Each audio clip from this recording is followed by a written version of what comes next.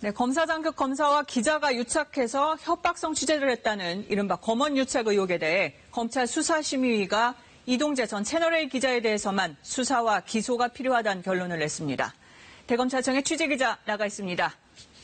이재희 기자, 이 심의위원회 결론 자세히 전해주시죠. 네, 수사심의위원회가 이동재 전 기자에 대해서만 수사를 계속하고 기소를 하는 게 맞다는 판단을 내렸습니다.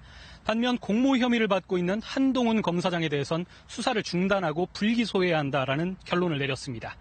당초 오늘 쟁점은 크게 두 가지였는데 먼저 이 전 기자가 편지 등으로 이철 전 대표를 상대로 협박성 취재를 했는지 그리고 이 과정에서 한 검사장과 공모했는지입니다.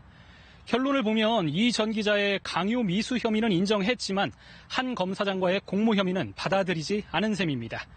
이에 따라 윤석열 총장의 최측근인 한 검사장을 둘러쌌던 수사는 차질을 빚을 것으로 보입니다. 네, 오늘 심의위에 그 당사자들 모두 출석을 했죠. 어떤 주장을 펼쳤습니까? 네, 이동재 전 채널A 기자, 한동훈 검사장, 이철 전 밸류 인베스트 코리아 대표까지 당사자들이 모두 참석했는데 협박성 취재 혐의와 공모 혐의를 둘러싸고 각자 주장을 펼쳤습니다. 이철 전 대표 측 변호사는 이 전 기자와 한 검사장의 공모 혐의에 대해 집중적으로 설명했다고 했는데 심의위 뒤에 이번 사건의 몸통은 한 검사장이고 이 전 기자는 대리인이다라는 주장까지 펼쳤습니다. 반면 이 전 기자 측은 심의위에 녹취록에 나온 한 검사장과의 대화 취지 또 휴대전화를 초기화한 사유에 대해 설명하며 혐의가 없다는 기존 입장을 강조했다고 알려왔습니다.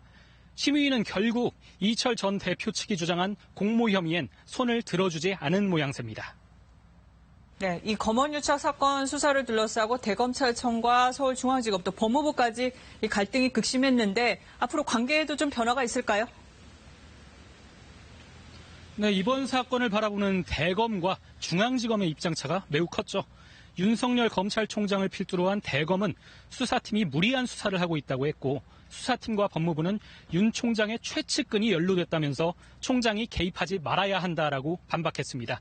하지만 오늘 결정에 따라 한 검사장의 공모 혐의에 집중해왔던 중앙지검과 법무부의 입지가 좁아질 것으로 보입니다.